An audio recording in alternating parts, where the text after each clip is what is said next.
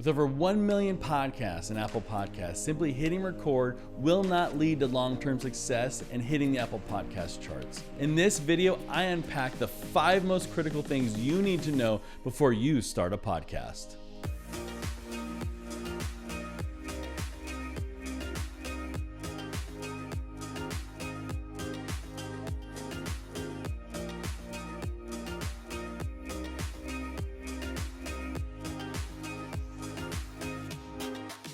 Hi, I'm James McKinney, the creator and host of the Startup Story podcast. I launched the Startup Story on January 15, 2019, and within 2 months, we were number 26 in our category on Apple Podcasts. And since then, we're regularly in the top 20 in Australia and top 100 in the US and UK. And I share this with you because in this video, I'm going to share with you the 5 most critical strategies that I employed with the Startup Story. And the reason I tee all that up about me and the Startup Story is so that you understand this is real talk from a podcaster and not just some theory from a self-proclaimed thought leader or expert. I understand very clearly why you might be considering starting a podcast. Podcasting is getting a ton of visibility these days.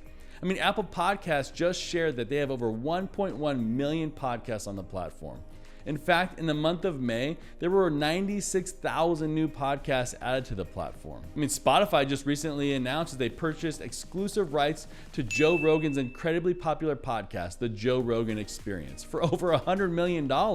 In fact, Spotify has spent over $400 million in various podcast acquisitions. Like I said, podcasting is super hot, and I get why you might be interested in starting one for yourself or for your business. Yet, if you just hit record and release it out for the world to enjoy, the chances are pretty high that 1, nobody's going to discover the show, and 2, you're going to get burnt out incredibly fast. One statistic that Apple Podcasts doesn't speak about often is that while there are over 1 million podcasts on the platform, only 50% of them have released an episode in the last 90 days. So with that in mind, let's count down my top 5 podcast strategies that have helped me lead the Startup Story to the levels of success that we've achieved thus far. Strategy number 5, be a listener. First and foremost, if you are not a podcast listener and are simply starting up a podcast because you see the potential in the market, then just stop right now. There is a nuance to podcasting that you are absolutely clueless about if you're not a consumer of podcasts. That said, if you are a podcast listener, then think about your top 3 favorite podcasts. In fact, name them in the comments below so we can all discover some new shows. Bonus points if it happens to be the Startup Story. What is it about those top 3 that you enjoy so much?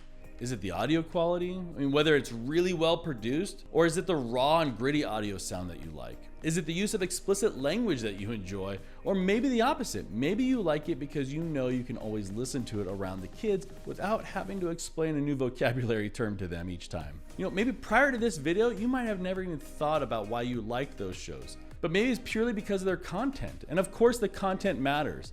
But there's actually so much more to what makes that show your favorite, and you need to think through those things. You see, those things are part of why you are thinking about starting a podcast. You loved those shows so much that you became inspired to start a podcast because of those things. Maybe it's time for you to spend some time to truly think through the various elements of your favorite shows and make a list of the things that you want to bring into your own show. Strategy number 4, be consistent. And wow, does consistency matter? If you have some experience in software web development, then I don't need to tell you just how important the user experience is. I mean, think through your favorite stores, websites, and apps. They're your favorite because you know what to expect. If it's a favorite retail store, they're your favorite because you know you can rely on their sizing to be exactly what you need, or exactly where you need to go in the store to get that item. If it's a favorite website like Amazon, you know exactly how their navigation and filters work. In fact, you even know that their free 2-day delivery for Prime members is reliable.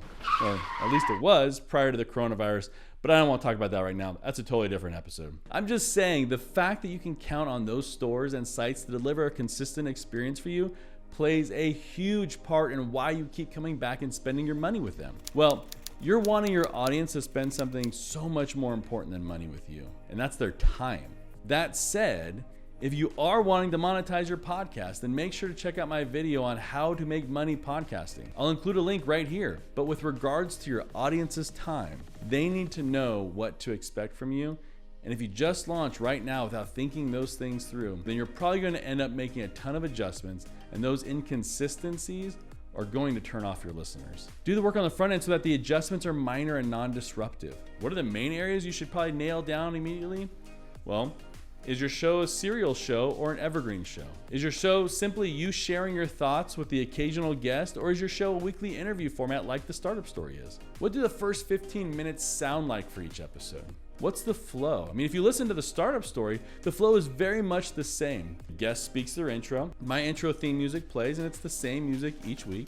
I go into an intro monologue that has very similar elements unless there's something truly special to announce. And then I intro the guest and we roll into the show. Are you gonna have ads? Where and how many ads per episode? And lastly, what day are you going to release your show on? Whatever day you choose, stay consistent, because as your show grows, they're going to be expecting that new episode in their podcast queue and ready to hit play as soon as they see it. Consistency is so important that I would highly suggest you create a backlog of finished episodes before you even launch, so that you're not scrambling at the last minute to put something together and then creating something that sounds like nothing your audience is used to from you.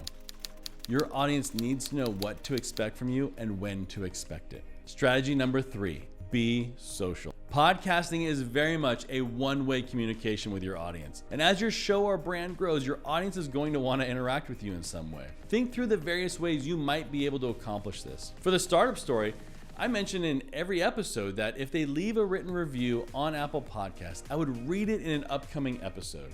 I was speaking to them in one episode, telling them to leave feedback. They spoke back in a written review, and then I answered them in another episode by reading the written review. It is a small conversation, but a conversation nonetheless. This small gesture did 3 very important things for the show. First, written reviews in Apple Podcasts are incredibly significant for being discovered on the platform.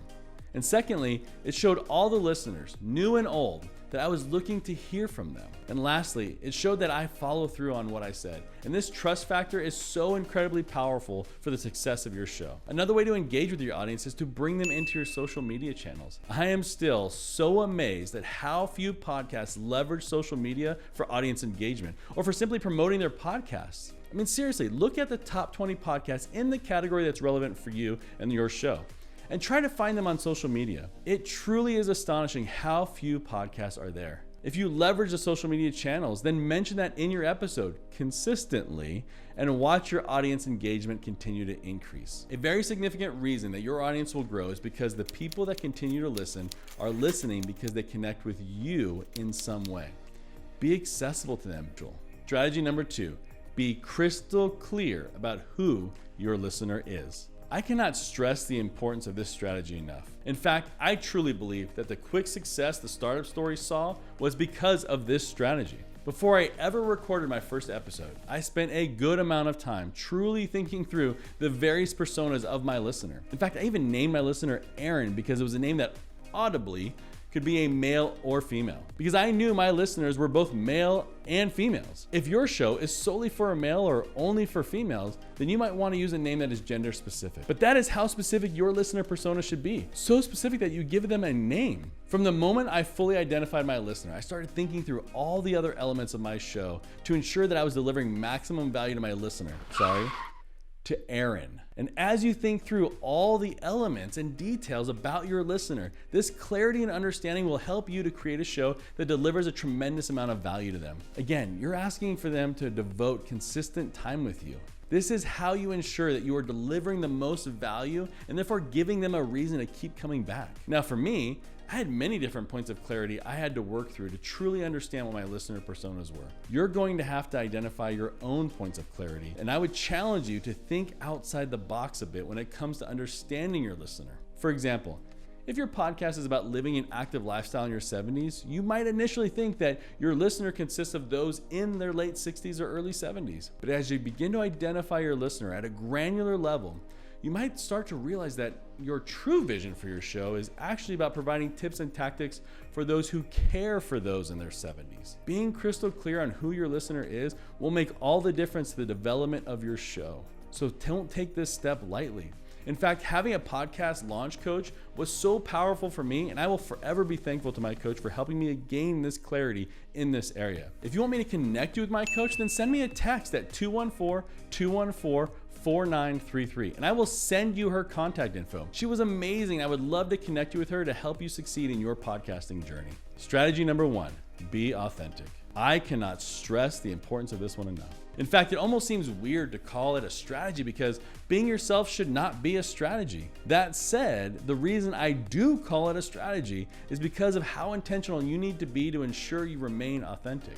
If we go back to strategy number 5, I asked you to think of your top 3 favorite podcasts. And what are the elements of those show that you love so much? Well, one of those items might be that you really like that host, or maybe even more specifically, it's something that the host does that you really like. Well, when you get down to it, it is the host being their authentic self that you love so much. Don't try to mimic that host or any host. Be you. The incredible thing about podcasting is that you will find your audience as long as you remain authentic. The flip side of this is to create a persona, and you cannot keep a persona up for the long haul. Sure, you might be able to get through 30 plus episodes, but over time, you're going to get burnt out. Trying to keep up a persona that's not natural to you is hard work. And I believe this truth with my very being.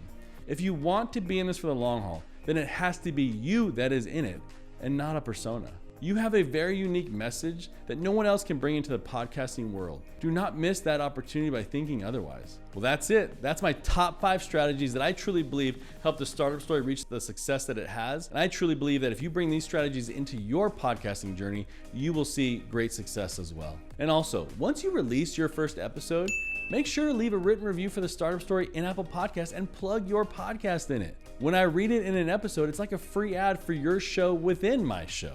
I truly want to see you succeed. I say it in every episode because I mean it. Entrepreneurs support other entrepreneurs, and this is my way of supporting you.